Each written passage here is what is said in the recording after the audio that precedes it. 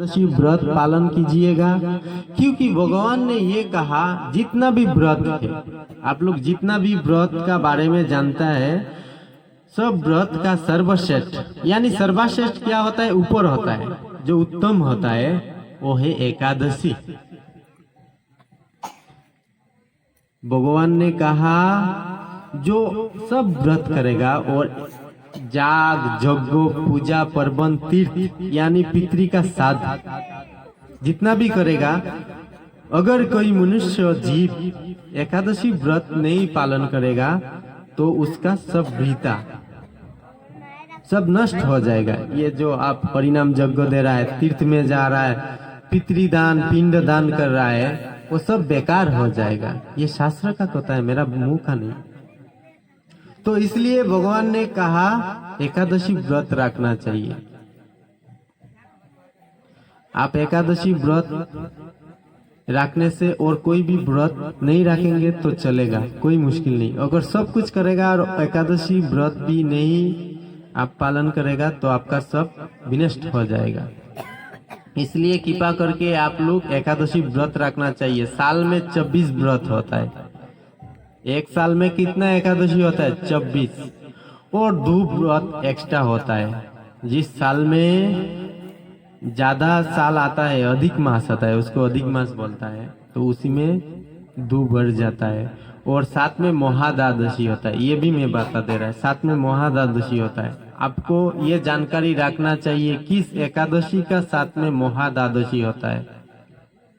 जैसे 30 महाद्वादशी होता है, बेंजुली महाद्वादशी होता है, उल्मिनी महाद्वादशी होता है, ऐसे द्वादशी होता है।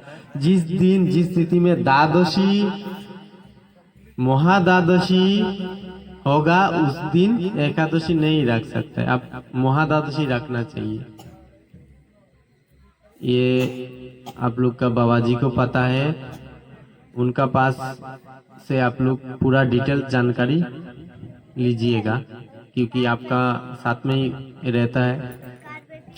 तो इसलिए मैं संस्कृत में मैं बता रहा है, जो एकादशी कृपा करके आप लोग अगले एकादशी से सब लोग कृपा करके एकादशी व्रत पालन कीजिएगा, क्योंकि भगवान ने ये कहा है कोई भी कर सकता है। ये बच्चा किस लिए एकादशी करेगा? जब हम लोग बूढ़े हो जाएंगे तभी व्रत रखेंगे, नहीं। शास्त्र में ये कहा है 8 से 80 तक रख सकता है, कोई मुश्किल नहीं। अगर एकादशी दिन हम लोग रविशस और पंचशस ग्रहण करेगा यानी अन्न ग्रहण करेगा तो हम लोगों को क्या लगेगा? पाप लग जाएगा, क्योंकि हम लोग पूरा महीना खाता है, पूरा हफ्ते महीना खाता है ना, चावल रोटी सब्जी जो भी खाता है ना। तो एक दिन नहीं खाएगा तो क्या होगा? हम मर थोड़ी नहीं जाएगा, हम तो मर नहीं जाएगा ना। तो एकादशी जो निर्जला 3 कैटेगरी का होता है, निर्जला, सजला और सफला।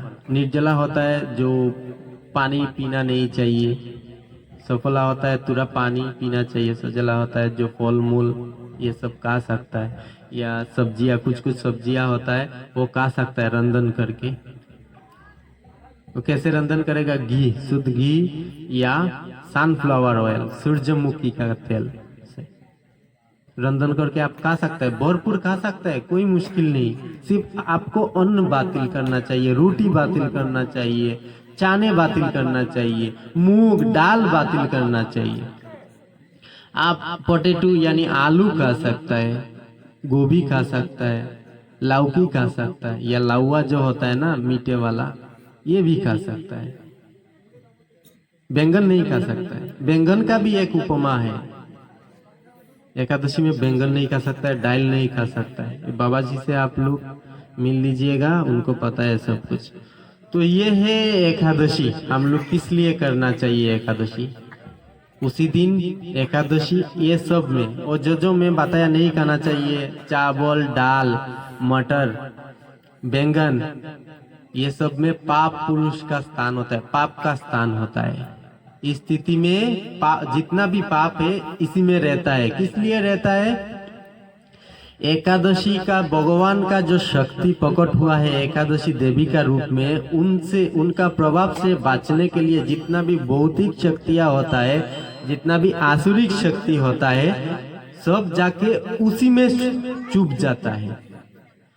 तो जो आसुरिक शक्ति उसी में छुप जाता है तो एकादशी का प्रभाव उसी में नहीं पड़ता है। इसलिए जो मनुष्य जीव ये सब चीज ग्रहण करेगा उसका स्वभाव आसुरी जैसे हो जाएगा। इसलिए कृपा करके आप लोग एकादशी व्रत कीजिएगा। सिंपल है एकादशी, आप निर्जला नहीं रख सकते सफला, सिर्फ पानी पीजिए। ऐसे रुझान आता था। एक दिन ऐसे घूमने आया पृथ्वी लोक पे।